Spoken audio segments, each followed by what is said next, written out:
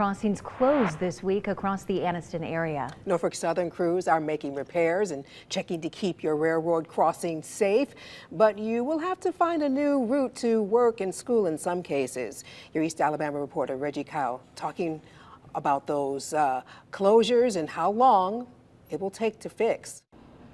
Jackson Hodges with the City of Anniston says having Amtrak service in the city is huge in recruiting other businesses. That's why Hodges says every couple of years Norfolk Southern does maintenance on the railroad system.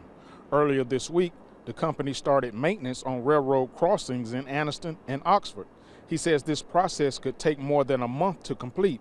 Hodges says Norfolk Southern will work on a crossing 1 mile per day with a total of 13 crossings.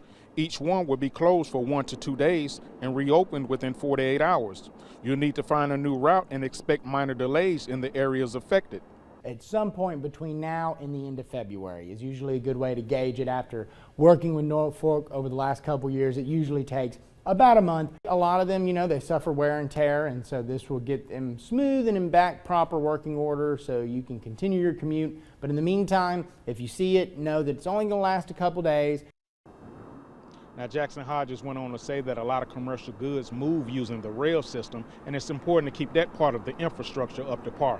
I'll put a list of those rail crossings in this story on our WBRC News app.